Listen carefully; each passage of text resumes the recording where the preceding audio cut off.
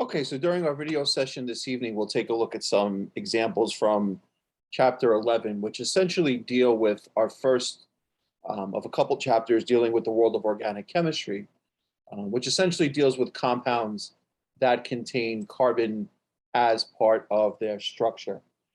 So I think probably the easiest way to sort of discuss the different aspects that are in the chapter here is we'll just sort of run through some problems and discuss some aspects of the different types of hydrocarbons that we come across in this chapter. So we'll start with number 48. Let's see why I came with that. Okay. So let's start with number 48.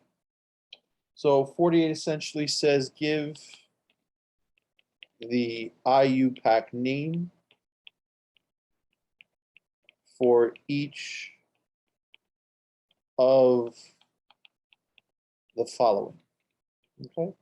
And essentially the main way that organic compounds are made, organic compounds are named, is that they're named based on the IUPAC system, which stands for International Union of Pure and Applied Chemistry, which they abbreviate as IUPAC. And one of the things that you sort of see a little bit, not only in this chapter, but in the next chapter or 2 or 3 as well, is that there's a little bit of repetition in terms of the way that organic compounds are named.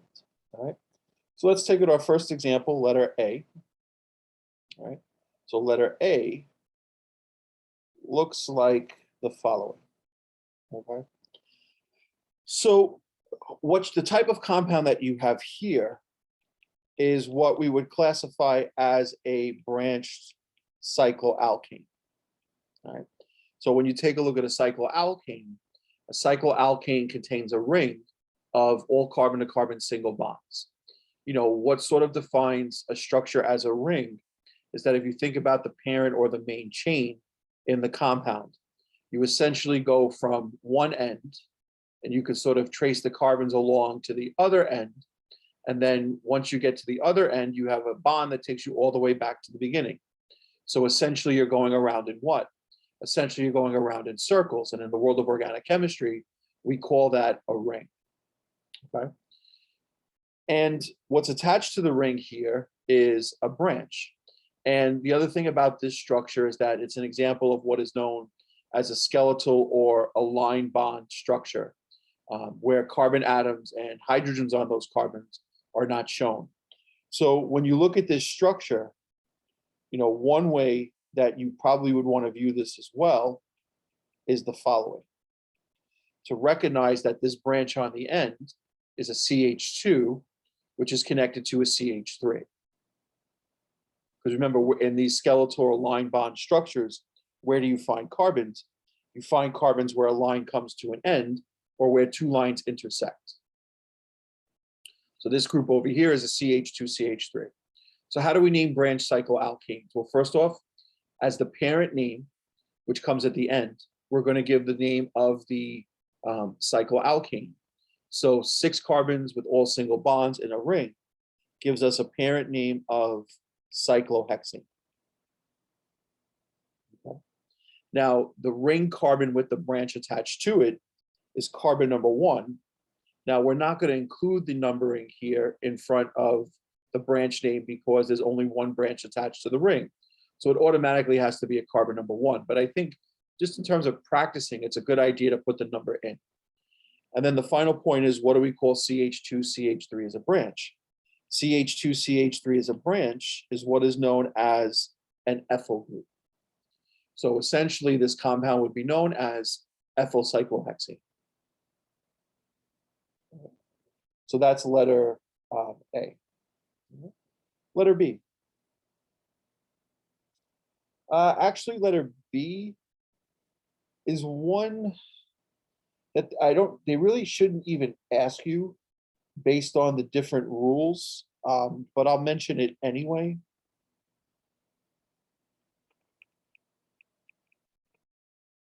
But in reality, based on what they discuss in the textbook, they really shouldn't even ask you about this one, really. So what you have here is an example of a haloalkane. And essentially your haloalkanes, or also known as alkyl halides, have halogen atoms. Essentially, you take out a hydrogen or hydrogens of an alkane or a cycloalkane, and you replace them with halogen atoms. The halogens are considered as branches, just like methyl, ethyl, propyl, and isopropyl, which are the branches that the textbook talks about and the branches that you are essentially responsible for. Now, if we were going to, one of the things that I like to do is I like to circle the main or parent chain. And the reason why I like to do that is because I know that whatever I don't circle has to be a branch. So for a haloalkane, the parent of the main chain should be the longest continuous carbon chain that's present. And in this case, there's only one way to get that, and that's to go straight across 1, 2, 3. Now, the next rule would be to number the carbons starting from the end closest to the first branch, which means in this case, there's two possible ways of numbering it, from right to left, or, let me just change the color up a little bit here, from left to right.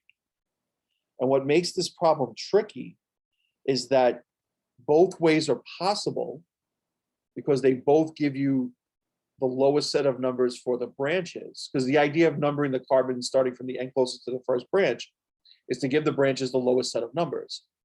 In this case, the three numbers are 1, 2, 3, 1, 2, 3, whether you go from left to right or right to left. The problem is, and what the textbook doesn't really talk about so much, and why I don't think this is necessarily a fair problem, is because it actually leads you to two different names, and only one of them is correct.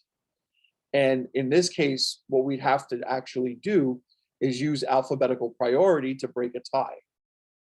Bromo versus chloro. This bromo here, not the one in the middle. This bromo here, and this chloro here. So in fact, this compound should be known as, well, first off, the parent chain, 3 carbons, all single bonds, would give us a parent name of propane. And then for the branches, you'd have 1, 2 dibromo, 3 chloro, propane. And again, you know, as I said, I don't know really why the textbook asks you about this so much, because this alphabetical sort of priority to break a tie is not something that's really discussed in the textbook so much. So it's kind of surprising that they threw that example in. All right, let's go to letter C. So for letter C, we have the following: CH3, CH, CH3, CH, CH3, and then CH2, CH2, CH3. Okay. So what type of compound do we have here? Here, we have a branched alkane. Okay. So how do we name branched alkanes? So the first step is to find the main or the parent chain, which is the longest continuous carbon chain that's present, just like in the previous example when we talked about the haloalkane. Now, what this example illustrates is that the carbons don't have to be straight across to be in a row. To be in a row, all the carbons have to be are connected to each other. Because the common mistake students would make with this example is they would say that the longest continuous carbon chain is 4, 1, 2, 3, 4, or 1, 2, 3, 4, and that's not correct. The longest continuous carbon chain in this example is 1, 2, 3, 4, 5, 6, or 1, 2, 3, 4, 5, 6. And like what usually happens when you have different ways of finding the main or parent chain in the textbook, they should lead to the same answer. And in this case, they do lead to the same answer. So, as I mentioned, one of the things that I would do is I would circle the main or parent chain. So 6 carbons with all single bonds would give us a parent name of hexane. Step 2, number the carbons in the main chain starting from the end closest to the first branch. So how many branches do we have in the structure here? In this structure, we have 2 branches. Okay. So if we're going to start numbering from the end closest to the first branch, we would number the carbons as 1, 2, 3, 4, 5, and 6. In a structure like this, which is classified as an open chain structure, and even the haloalkane in the previous example was an open chain structure as well, we have to start by numbering the carbons at an end. And in this case, if we start from the left and then go right and down, that gives us, that would be starting from the end closest to the first branch. Okay. So what branches do we have here? At carbon 2, we have a methyl. CH3 is a branch, is what is known as methyl. At carbon 3, we have a methyl as well. So how do we write that? Well, first off, when you have two methyl groups, we don't write methyl-methyl. We use a prefix of di in front of the branch name. So this would be dimethyl. Okay.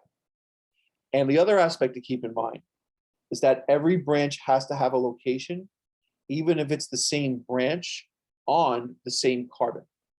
So since there are two methyl groups in this example, there better be two numbers in the name for their location. Right? So one of them's at carbon number 2, the other one's at carbon number 3. So 2,3-dimethylhexane would be the name for this compound here.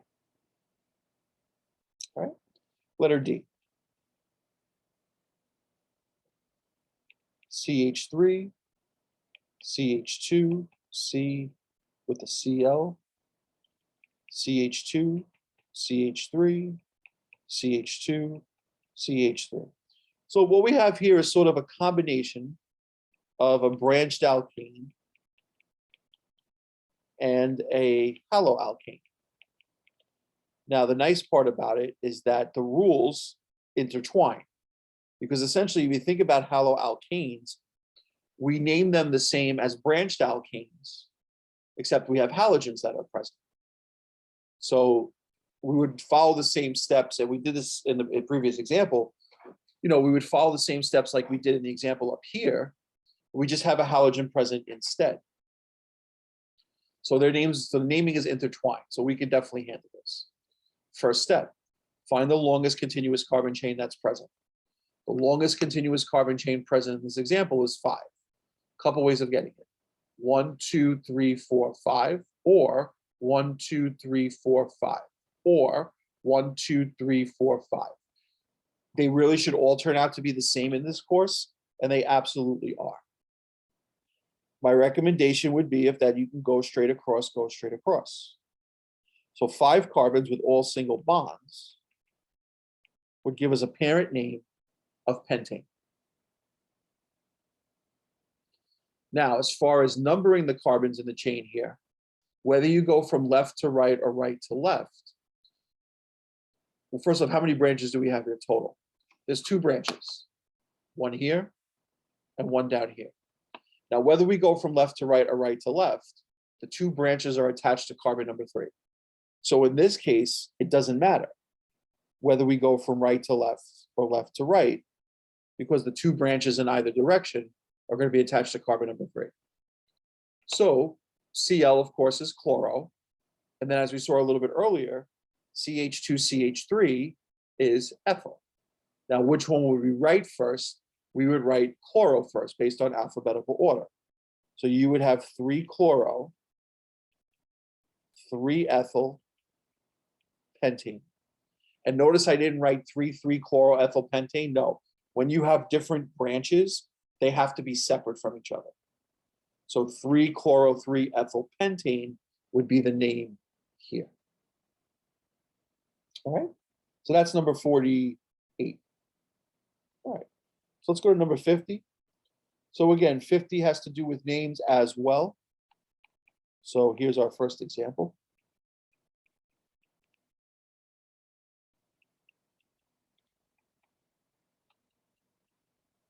Okay. So what type of compound do we have here? We have an alkene.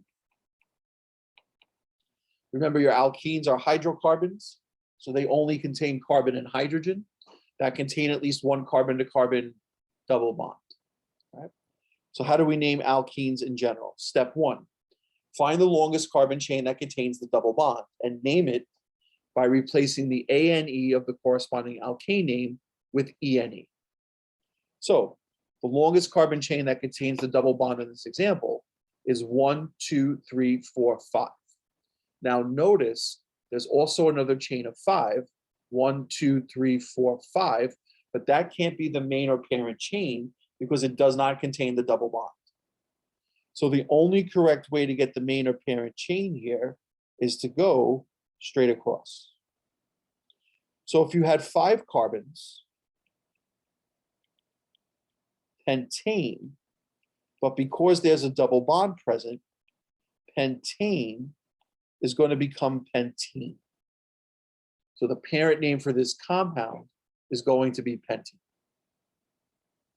Step 2, number the carbons in the main chain starting from the end closest to the double bond. So it's not so much about the branch, it's about the double bond, because this compound also has a branch as part of it. Now, since we have to number the carbons in the main chain starting from the end closest to the double bond, the only correct way to number the carbons here would be from left to right. Okay. Now, let's identify the branch. So at the 2 position, what branch do we have? We have a methyl group. And then remember, once you get to alkenes that have 4 or more carbons, you have to give the location of the double bond by giving the first carbon number of the double bond in front of the parent name, because you have isomerism where you could have the same length of parent chain, but the double bond could be at different locations, like 1 butene versus 2 butene. Now here, the double bond is between carbons 1 and 2. So what number are you going to put? You're going to put 1. And the 1 absolutely has to be there. So what would be the name of this compound here? The name of this compound would be 2-methyl 1-pentene. Okay, 2-methyl 1-pentene. All right. So that was number 50, letter A. All right. Let's go to B.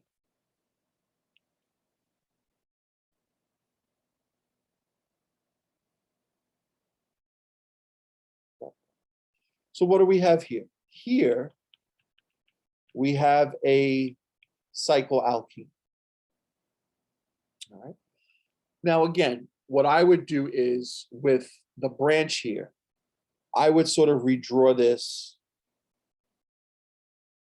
with the branch as sort of a condensed, and the branch in this case is a CH3. All right. So how do we name cycloalkenes? All right. So step 1, we want to give the parent name. What we do is we take the name of the corresponding cycloalkane ring, and we take out the ANE and replace it with ENE.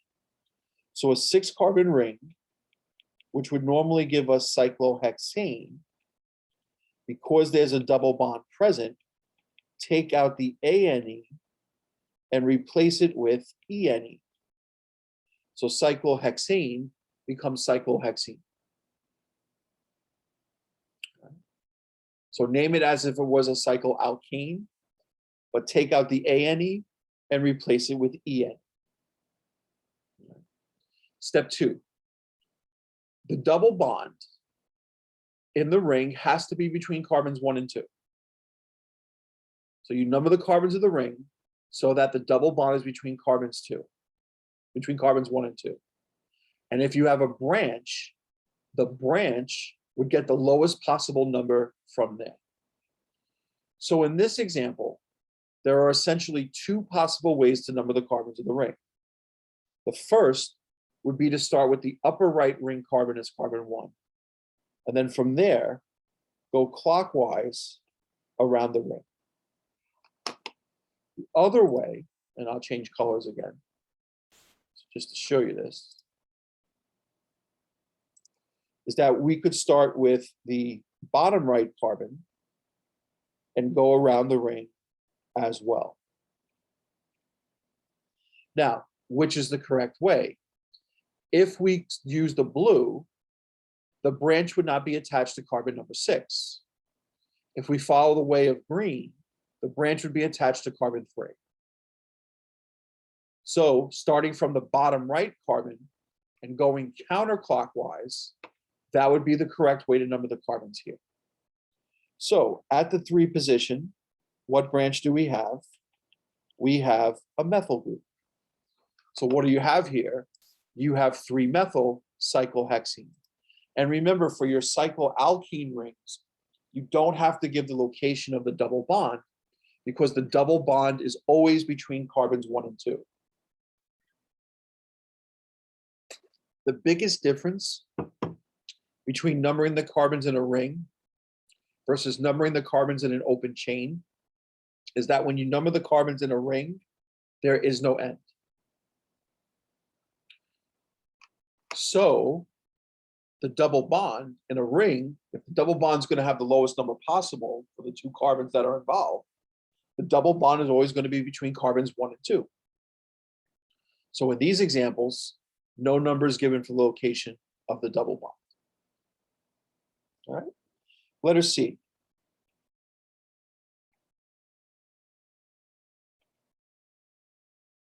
Looks like the following. Now, what do we have here? Again, we have another example of an alkene. Now, what I would strongly suggest with this one is I would definitely want to change this into a condensed structure. And part of the reason why is because the configuration around the double bond is drawn in a very specific way. That should trigger a discussion that was had in the chapter. If I was going to draw this structure out, I would draw it like the following.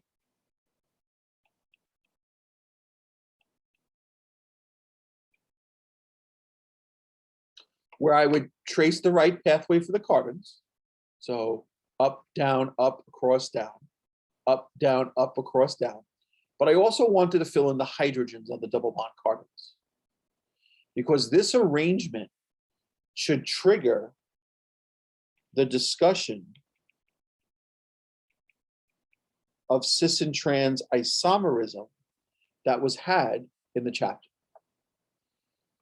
Remember, for alkenes, 2 things. The carbon atoms in a double bond are planar. So basically, you could take your hand, if you had a model of an alkene, you could take your hand and basically do a karate chop right through the 2 carbons of a double bond. Now, if you were to do that, and let me sort of draw that out on the bottom here, you would then find, so here's the karate chop right through the 2 carbons. You would find that each carbon also has 1 bond above the plane, which I usually like to call as top side. And that would be these 2 bonds right here. And each double bond carbon also has 1 bond below the plane of the double bond, which I like to generally call bottom side. And in fact, if you were to make a model of an alkene, this way that we drew it right here is actually a pretty accurate representation of what the 3-dimensional structure actually looks like. Right? So that's the first point. The second point is that if you have a carbon-to-carbon single bond, and you had a model of it, you could hold 1 carbon still of that bond. And you could take the other carbon, and basically you can turn it sort of like you turn the steering wheel in your car. So what happens is that the 3 things that are attached to each carbon, besides the bond to each other, the relative positionings change. Because if you have 2 carbons that are in a single bond, there are 3 things, other things that are going to be attached to them. The difference is that if you have carbons in a double bond, and you hold one of the double bond carbons still and try to rotate the other, you can't. And that means that whatever is on the top side is stuck on the top side. And whatever's on the bottom side is stuck on the bottom side. And that leads to isomerism, a type of isomerism known as stereoisomerism, where not only do you have the same chemical formula, you also have the same connectivity, The only difference is the three-dimensional arrangement in space. One example of stereoisomers are cis and trans isomers. And one of their applications is with alkenes. When the double, and it's very specific, each of the double bond carbons have to have one hydrogen attached to them, which is exactly the situation you have here. If those two hydrogens are on the same side of the double bond, the alkene has what is known as a cis configuration. Cis generally means same side. However, if those two hydrogens are on opposite sides of the double bond, then your alkene has a trans configuration. And in general, trans essentially means opposite side. All right. So how do we name this structure here? Okay. Step one, find the longest carbon chain that contains the double bond and take out the ANE of the corresponding alkane name and replace it with ENE. So 1, 2, 3, 4, 5, and 6. And in this case, I am circling everything. Why? There are no branches. You might say these look like branches. They're not. Hydrogens are never branches. Hydrogens always come along with the carbon they're attached to. So in fact, this is an unbranched alkene. 6 carbons, hexane, take out the ANE and replace it with ENE. So hexane becomes hexene. Step 2, number the carbons in the main chain starting from the end closest to the double bond. So the only correct way to number the carbons here is from right to left. Give the location of the double bond by giving the first carbon number of the double bond. So the double bond is between carbons 2 and 3, so we'll give it a location of 2. And an additional step, because in this way, the way they drew it, and they did draw it like this in the skeletal form, we have to indicate the three-dimensional arrangement around the double bond. And because the hydrogens are on the same side, and even going back to this one here, if you wanted to fill them in without going through the whole condensed, you could do that. But you need to notice that the hydrogens are on the same side. And cis and trans would go out in front of the entire name. So the correct name for this compound would be cis-2-hexene. Cis-2-hexene.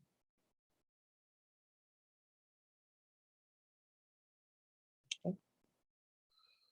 All right, good. All right, so let's go to 54. All right. So now 54 for our first structure, we have this here. And then, and that. So what do we have here? Well, here we have an aromatic compound. And as you saw in the chapter, when you have an aromatic compound, the structural feature that's usually present, almost always present, in this book, always present, is the benzene ring. Benzene ring, 6-carbon ring that has alternating single and double bonds. A couple ways to draw it.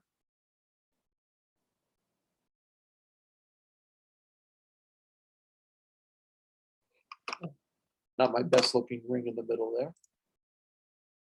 So let's fix that a little bit.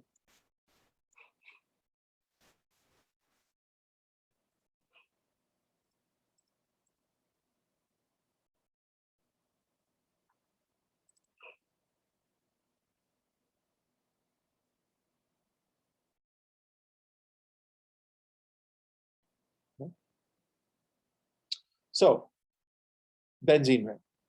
Now, what I would also suggest doing is let's convert those branches into more of a condensed form. And I should have done that for the bottom.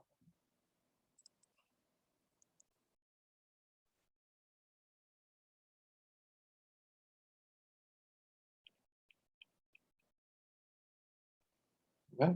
Now, in most instances, when you have a benzene ring, the parent name for the compound is going to be benzene. The reason why I wouldn't use the name benzene here is because if you did, there are two ways of numbering the carbons of the benzene ring that give you the same numbers for the branches, but different names. Let me show you. If you start at the top and you go clockwise or counterclockwise, it doesn't make a difference. The methyl group would be at carbon 1, and the ethyl group would be at carbon 4. On the other hand, if I start with the bottom carbon, and if I go clockwise or counterclockwise, it doesn't make a difference.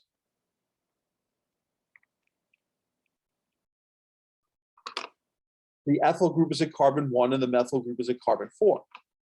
So same numbers, but different names. Now, when we had this before, I said, oh, you're not going to come across something like this. But this one you can actually solve. Because instead of using a parent name of benzene here, instead, and I'm just going to redraw it,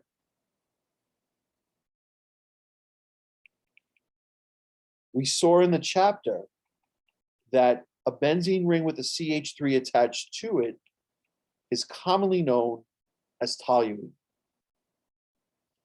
And toluene, phenol, and aniline can be used as a parent name of a compound if that aromatic compound has that structure as part of it. Now, the nice part about this is that once we call this compound toluene, automatically the ring carbon with the CH3 group attached to it automatically becomes carbon number 1.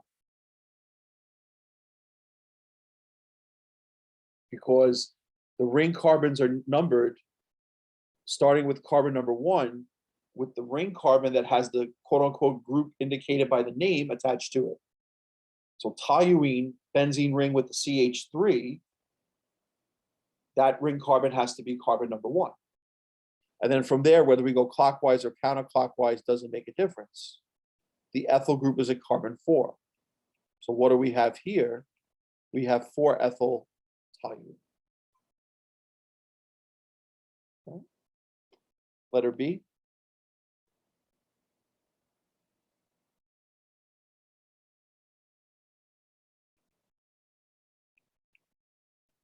Now, in this case, there's no reason why we wouldn't use a parent name of benzene. Both branches are the same. They're both chlorines. What about the numbering? Well, if I start with the top ring carbon as carbon 1, and I go clockwise, that puts the chlorine at carbon 3. Now, remember, one of the things about a benzene ring is that, and we're not going to go into the reasons why, the textbook doesn't, but we don't worry about the double bonds in the ring. With benzene compounds, it's all about giving the branches the lowest possible numbers. So if we start with the top ring carbon as carbon 1, and we go clockwise, then the other chlorine is at carbon 3. If we start with the bottom right ring carbon as carbon 1, and we go counterclockwise, then the other chlorine is at carbon 3.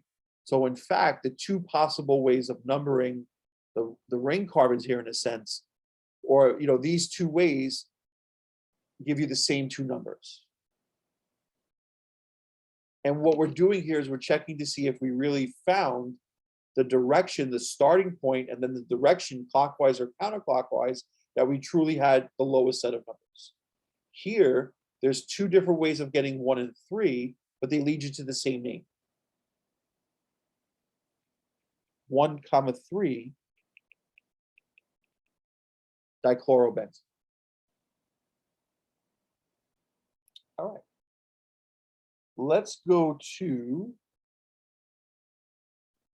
number, all right, so we did a lot of naming. Let's jump to number 66 because the reactions can be a little bit important as well.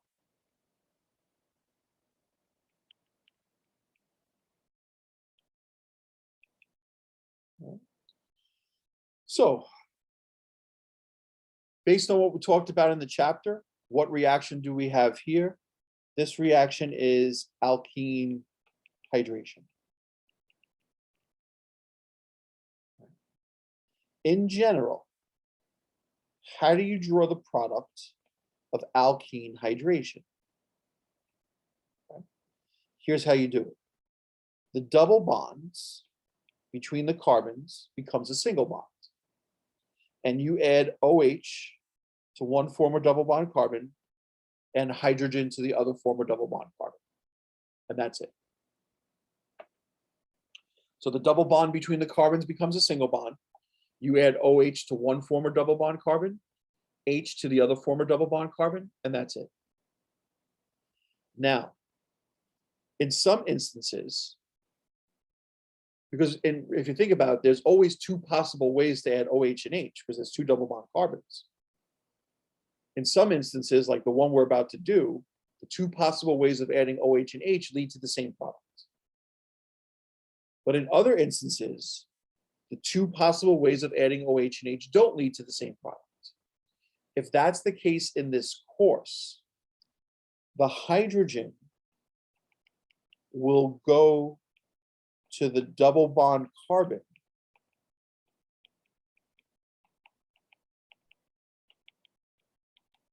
that has more hydrogens attached to it. And after we get through this example, I'll show you an example of that as well. Now, one of the things in drawing the product of this example is that the ring doesn't magically open up. All right?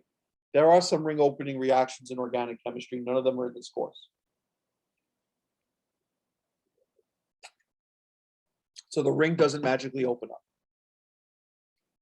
Everything stays the same, but the double bond between the upper right and the bottom right ring carbons become a single bond. And you're going to add OH to one former double bond carbon, hydrogen to the other. Okay.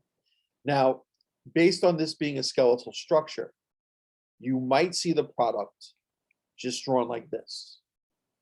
Because remember, we would assume in the structure here that the bottom right ring carbon has two other hydrogens attached to it, based on the rules of skeletal structures.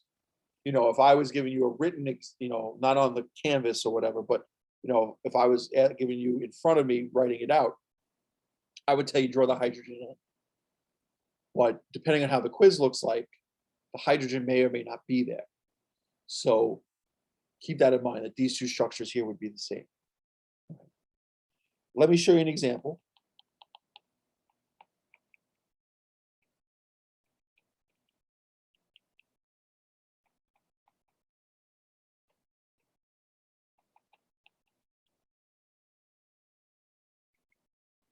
All right.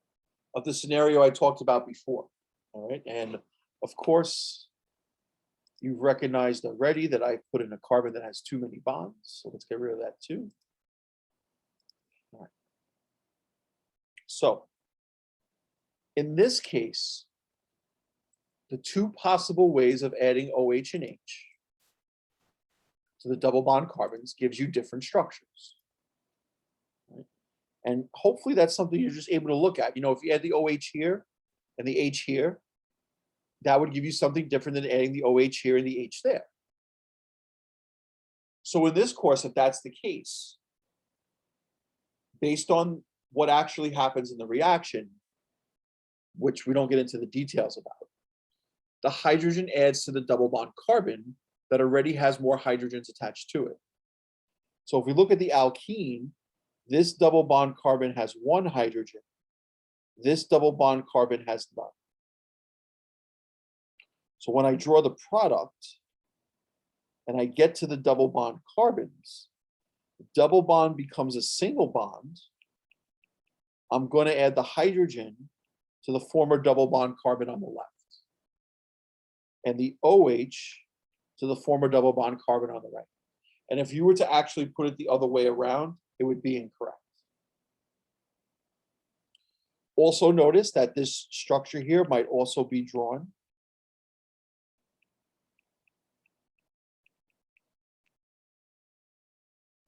like the following, taking this out here and recognizing that it's just essentially a CH2 group.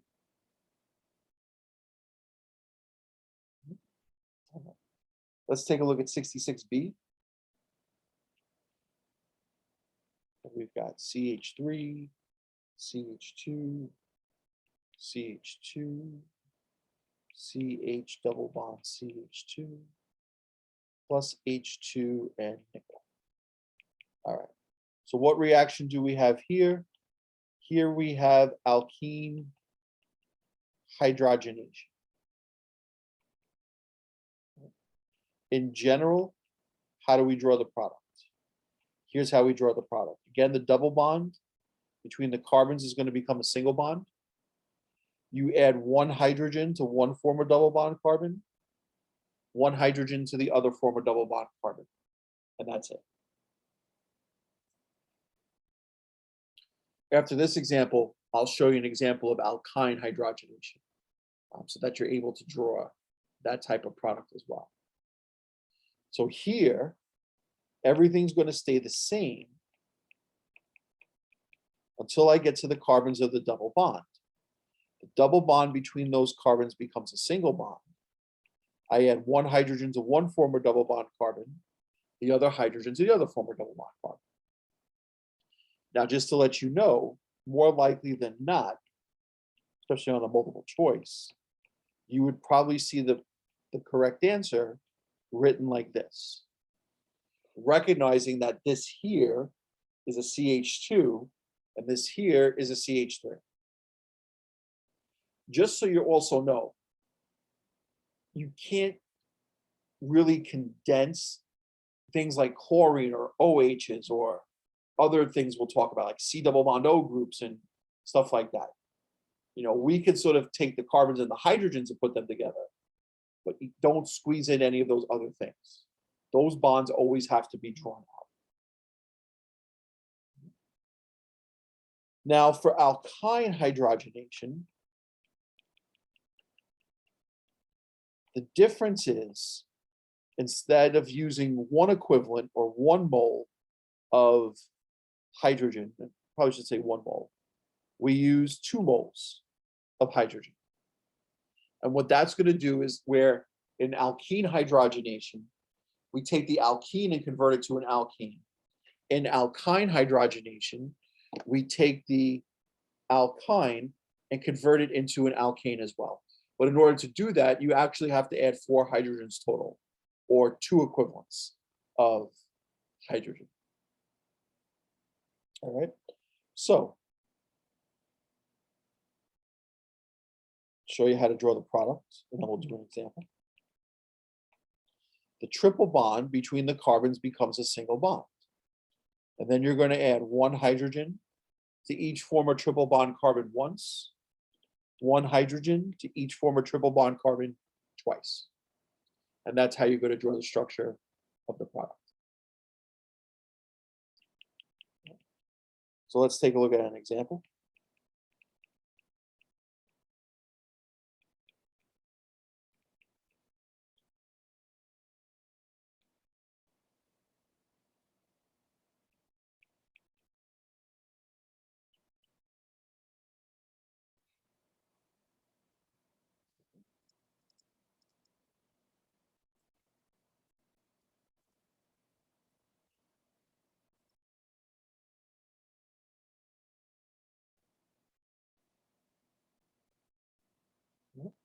So how do we draw the product here?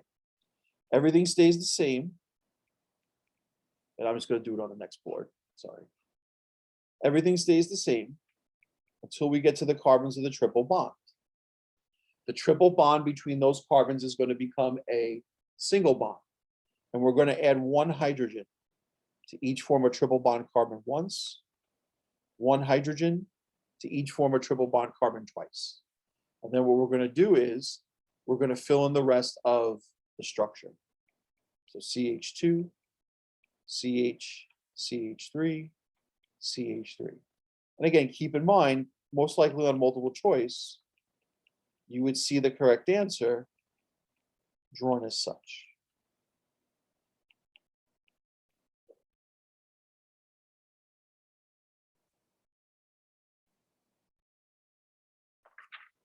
All right. So those are essentially the reactions that you have to know. Let's look at example 44, which talks a little bit more about isomers. A little bit earlier on in the session, we talked about cis and trans isomers. Another type of isomer that you come across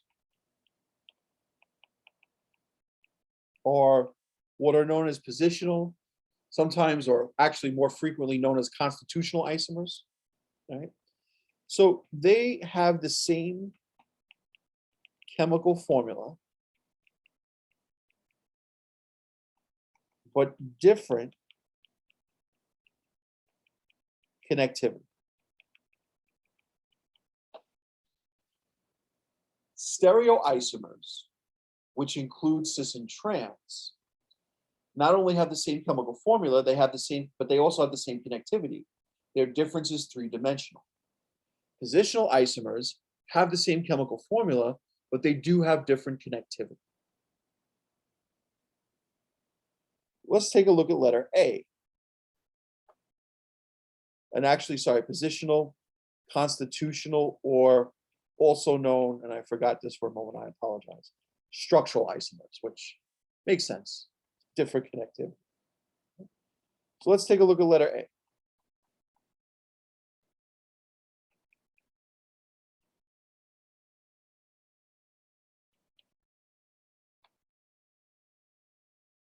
And then we've got CH3, CH2, CH2, CH2, CH2, CH3. So in this question, they want to know, are these two structures the same? Are they structural isomers, positional isomers, structural isomers? Or the other option is, are they cis and trans? Actually, no, sorry. Are the following, I was looking at another question. Are the following pairs structural isomers or not structural isomers? There's only two options, not cis and trans in this case, which makes sense. Right? So one of the ways to sort of go about doing this is sort of based on the ideas of naming. Because if they're not going to be structural isomers, that means they're going to be identical and their name should be exactly the same. If they are positional isomers, then even though they have the same chemical formula, their names are going to be really different from each other. Or they're going to be different, not just a cis versus a trans difference, but a real sort of difference in the name. Now for letter A, the first thing I would do is I would say, okay, let me use the ideas of naming. Find the longest continuous carbon chain that's present. This is either an alkane or a branched alkane. You might not know. You might not know which one it is right away. But after inspection, we find that all the carbons are connected in a row. 1, 2, 3, 4, 5, 6. Remember, it doesn't have to be drawn straight across to be in a row. All the carbons are connected to each other. So 6 carbons, no branches. We could name it. But let's just keep that in mind and look at the next one. So for this one here, 1, 2, 3, 4, 5, 6. Once again, 6 carbons in a row, no branches. So what does it mean about these two structures? Well, they're exactly the same. In fact, they're both different ways of drawing hexane. 6 carbons, all single bonds, continuous alkane, no branches. 6 carbons, all single bonds, is what is known as hexane. Let's look at letter B. With the letter B,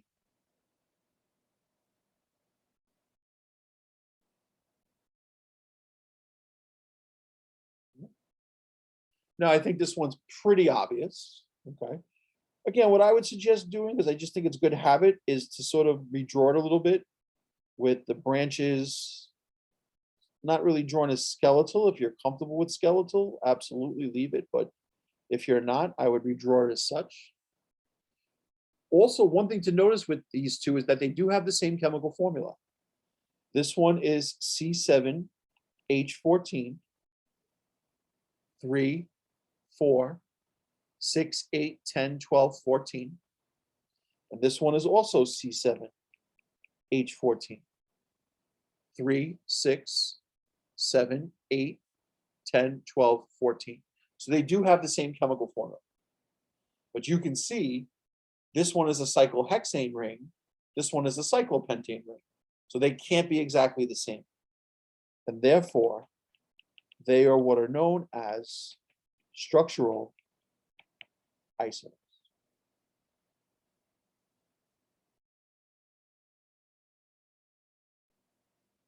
Okay.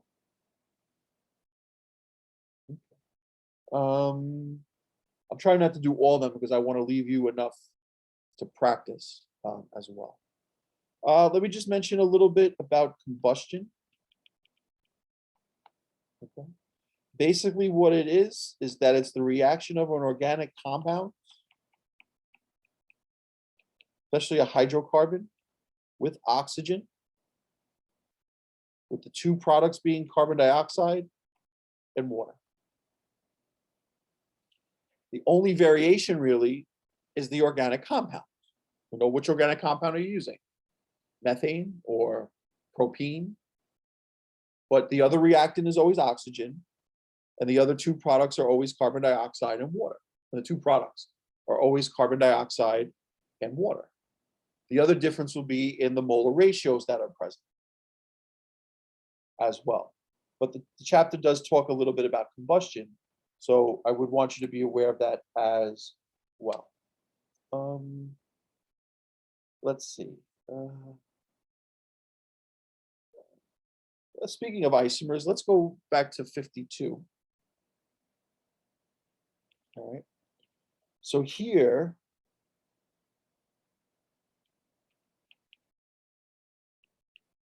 they want to know for these whether they're the same, whether they are structural isomers, or now whether they are cis and trans isomers. All right. Now, just over here on the left one, this H2C is the same as CH2. Sometimes you might see H3C. It's the same as CH3. The reason they do that is they're trying to show you clearly the carbon-to-carbon bonds, but just to make you aware. All right. The way I would approach this is the same as we did previously, based on sort of looking at it as naming. So double bonds, let me find the longest carbon chain that contains the double bond. So here it's 1, 2, 3, 4, 5. So what you have here is a 5-carbon alkene that has no branches. And the other thing that also needs to be put in is that the double bond is between carbons 1 and 2. Because for the other structure, even if it's a 5-carbon chain with a double bond, if the double bond is between carbons 2 and 3, then they are not identical. Then they would actually be structural isomers. Because remember, that's why we get the location of the double or triple bond. Once you get to 4 carbons and above in the main chain, because you have isomerism, where you could have the same length of parent chain, but the location of the double or triple bond can be different. So that's an important point as well with this. Now here, longest carbon chain that contains the double bond is still 5. 1, 2, 3, 4, and 5. So it's still a pentene. And if we were to number the carbons, the double bond would still be between carbons 1 and 2. So what's the relationship between these two structures? They are exactly the same. Okay. So that's A. Let's look at B.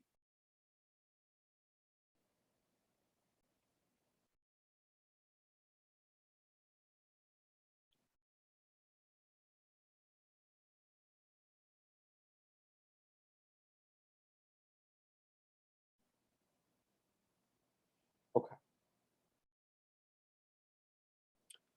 So again, let's approach it in terms of the idea of name. Now, for these, what I would do is I would probably redraw them.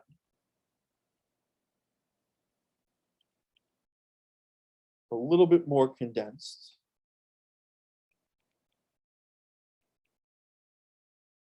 to maybe get a better view of what they look like.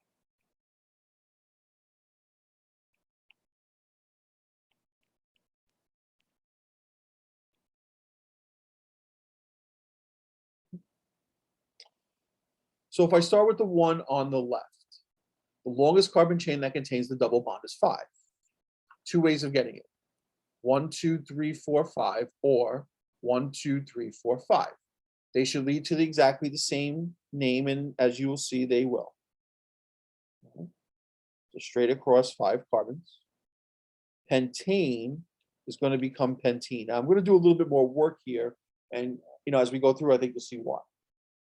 Step 2, number the carbons in the main chain starting from the end closest to the double bond. So 1, 2, 3, 4, and 5. So what do you have here? You have 2, 4 dimethyl, 2 pentene. All right. Next example. Longest carbon chain that contains the double bond here is 6. Two ways of getting it. 1, 2, 3, 4, 5, 6, or 1, 2, 3, 4, 5, 6. They're exactly the same as they should be. 6 carbon chain hexane is going to become hexene. Now, in this case, whether you number the carbons in the main chain from left to right or right to left, the double bond is between carbons 3 and 4. So now we're going to take into consideration the branch. And to give the branch the lowest possible number, the only way to number the carbons here is from left to right. So at the 2 position, we have a methyl group and the double bonds between carbons 3 and 4. So 2-methyl-3-hexane.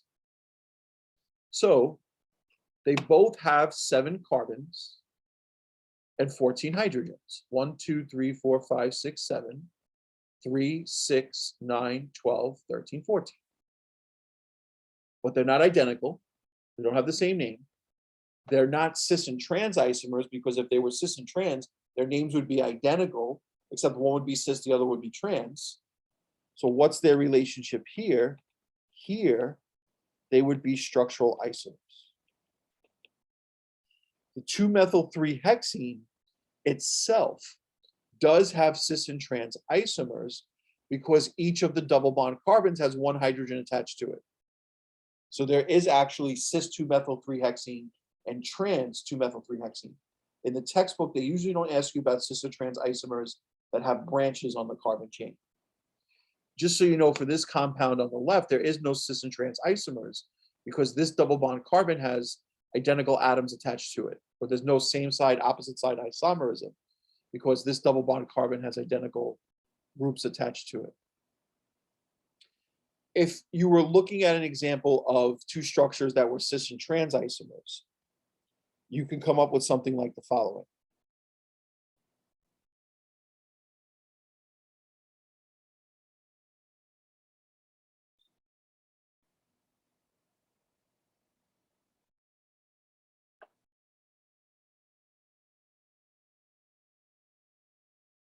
The structure on the left, if we were to draw it out, and in fact, we could put the hydrogens in here, or we could draw it out like this.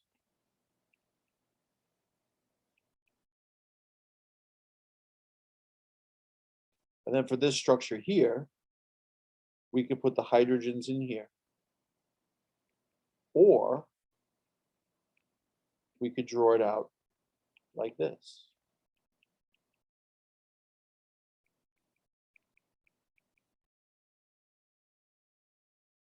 Now, for this structure here, the longest carbon chain that contains the double bond is 6. 1, 2, 3, 4, 5, 6. Hexane is going to become hexene.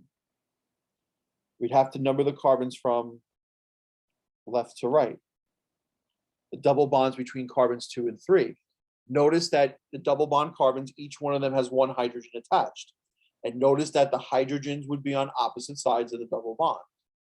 So this structure here would be known as trans 2-hexene. Now this structure here, 1, 2, 3, 4, 5, 6, it's hexene. The double bond 1, 2, 3 is between 2 and 3, so it's 2. But notice here that the hydrogens are on the same side of the double bond. So what would this compound be called? This compound would be called cis 2-hexene. So notice the only difference in terms of the name is that this one has trans out in front because it's the trans isomer. This one has cis out in front because it's the cis isomer. So what's their relationship between them? These would be cis/trans isomers. All right. Hope this helps. Stay well, everybody, and we'll see you next week.